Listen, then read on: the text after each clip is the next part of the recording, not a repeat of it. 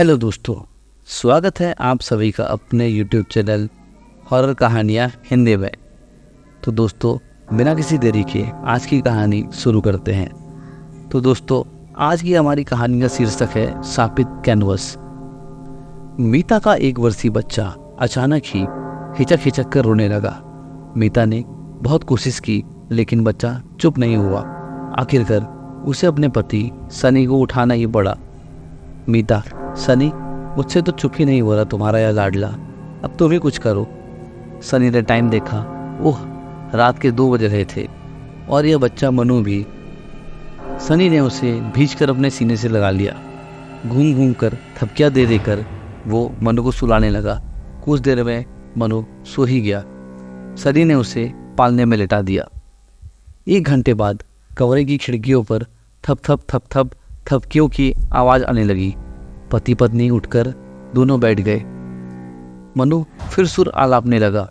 अब मनु बार बार कमरे में रखी अलमारी की तरफ हाथ की उंगली भी दिखाता जा रहा था। फिर वो खिड़कियों की तरफ अपनी हथेली करने लगा। सनी मीता को कुछ समझ नहीं आ रहा था। एक तो मनु का आलापना और ऊपर से खिड़कियों का बड़बड़ाना। सुबह के 4 जरूर बज रहे थे लेकिन अभी घोर अंधेरा ही था। सनी कहता है, मीता जरा खिड़की खोलकर तो देखो। जैसे ही मीता ने खिड़की खोलकर देखी, एक भयंकर हवा का झोंका जैसे खिड़की में से बाहर की ओर लपका और फिर मनु भी चुप हो गया और थोड़ी देर में मनु सो भी गया। सुबह होते ही सनी और मीता मनु को डॉक्टर के पास ले गए। वर्मा जी, मैंने सारे चेकअप कर लिए हैं, कोई अंदरूनी दिक्कत नहीं है। हो सकता है पेट में दर्द हो गया होगा। थैंक गॉड, हम मनु को घर ले आए। सनी 10 बजे अपने ऑफिस चले गए। शांताबाई के आने पर मीता ने सारी घटना बताई। बताना तो शांताबाई, मनु का वनयोग से मुआयना करके। अरे मैम सा, ऊपरी है ऊपरी। कल मंगलवार है ना, हनुमान जी का ढोग लगवा आना और काला धागा जरूर बंधवा लेना। अच्छा मैम सा, कल यहाँ अलमारी पर एक तस्वीर भूल गई थी, ले जाओ क्या? मुझे भी दिखाना। बाई ने मीता को तस्वीर दिखाई। बहुत ही प्यारे बच्चे की खूबसूरत सी तस्वीर थी।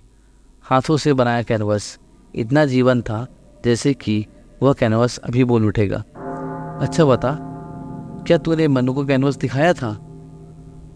वो बार बार अलमारी की तरफ इशारा कर रहा था रात को।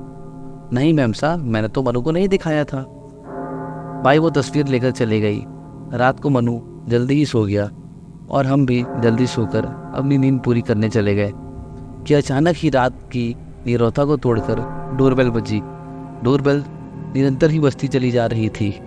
सनी ने घड़ी देखा, रात के 3 बज रहे थे। दरवाज़ा खोलने पर पता चला उनकी भाई शांताबाई है। मैम सा, हमारे बिटवा को बचाई लो। मैम सा, हमारे बिटवा को बचाई लो, यह कहकर जोर जोर से चिल्ला रही थी। क्या हुआ बिटवा को? यह पूछने पर शांताबाई ने कहा, लगातार 2 घंटे से पानी की उल्टी कर रहा है। सनी ने फुर्ती से कार निकाली, बाइक के घर से बिटवा को लेकर दौड़ा दिया अस्पताल की ओर और बिटवा को इमरजेंसी में भर्ती कर लिया गया। करीब आधे घंटे बाद डॉक्टर ने बताया बच्चा बच गया है। आप सही समय पर ले आए, वरना 10 मिनट की देरी भी प्राण ले रही थी। सनी बहुत परेशान हो रहे थे। यह क्या हो रहा है? पहले उनका मनु सारी रात रोया और फिर यह भाई का बच्चा। आज वह ऑफिस नहीं गया। उसने अपने दोस्त हेमंत को घर बुलाकर सारी परेशानी बताई।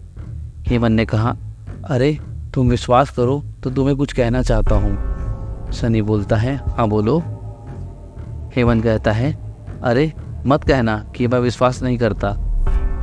एक पहुँचे हुए तांत्रिक हैं देवराज, मैं उन्हें एक बार यहाँ लेकर आता हूँ। कभी ना मानने वाला सनी आज अचानक मान गया और 1 घंटे में ही देवराज आ गए। देवराज ने कमरे का निरीक्षण करके कहा, कल रात को इस कमरे में कोई आत्मा कैद थी और खिड़कियां बड़बड़ा रही थी। आखिर खिड़कियां खुलते ही यहाँ से आत्मा खिड़की में से तेज गति से बाहर चली गई। आपने भी हवा का अंदर से बाहर बहना महसूस किया होगा ना? यह तांत्रिक ने पूछा। अब सनी तांत्रिक को फटी फटी आंखों से देखे जा रहा था। यह बात तो उसने हेमंत को भी नहीं बताई थी। फिर यह तांत्रिक, वह समझ गया यह कोई साधारण व्यक्ति नहीं। सनी फपक कर रो पड़ा। क्या भूल हो गई है स्वामी हमसे? मेरे बच्चे को क्या हो गया? तांत्रिक कहता है, नहीं रो मत, तुम्हारा बच्चा सुरक्षित है, लेकिन किसी और बच्चे की जान भी जा सकती है। हमें उस आत्मा को ढूंढना होगा।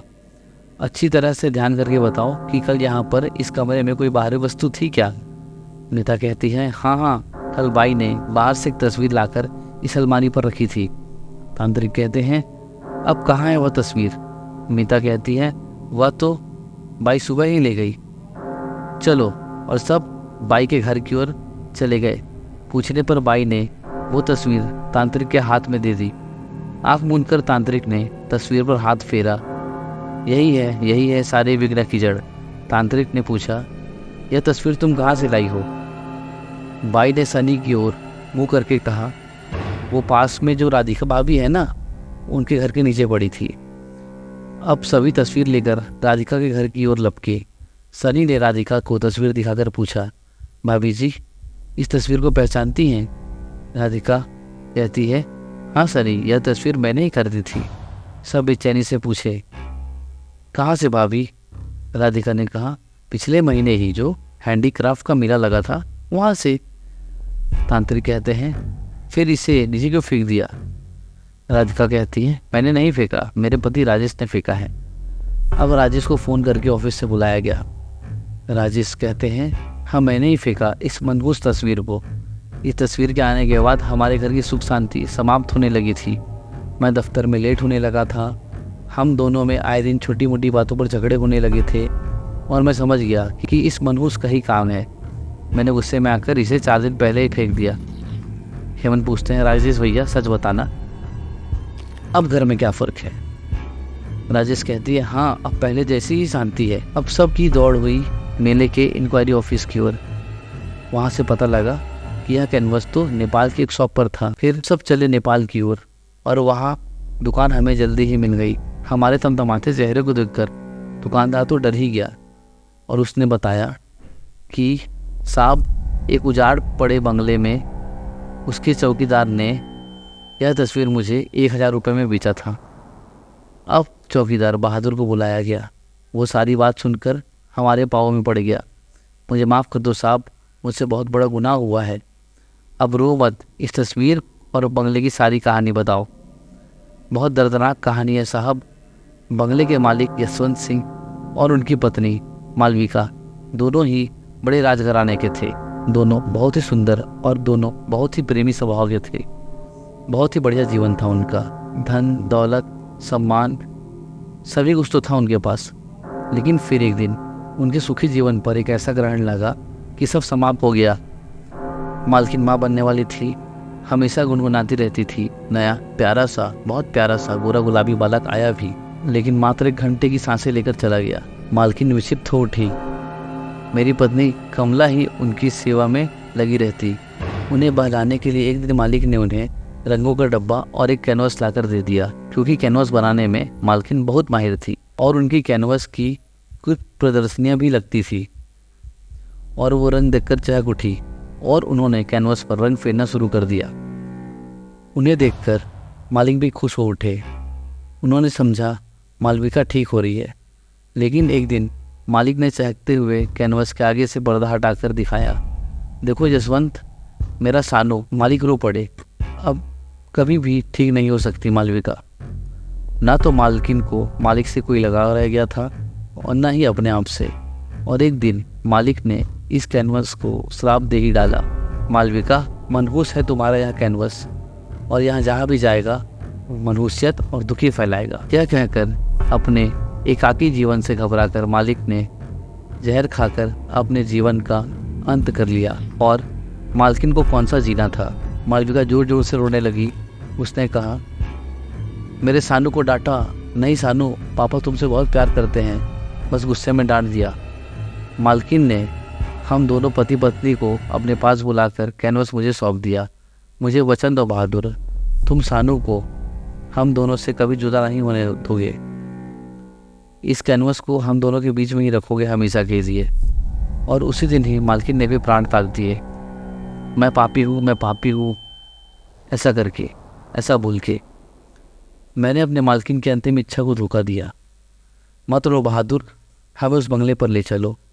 आश्चर्य, घोर आश्चर्य, जैसे वो सब बंगले की बाउंड्री पर पहुँचे, मेन गेट अपने आप खुल गया। कैनवस जो कि हेमन के साथ में था, हाथ से छूटकर उड़ चला कैनवस बंगले के गेट पर झूल रहा था। यह चीज़ें सबने देखा। बंगले का दरवाज़ा अपने आप खुल गया, कैनवस अंदर प्रवेश कर गया। हम सब ने बंगले में प्रवेश किया। बहादुर ने भी लाइटें ऑन कर दी।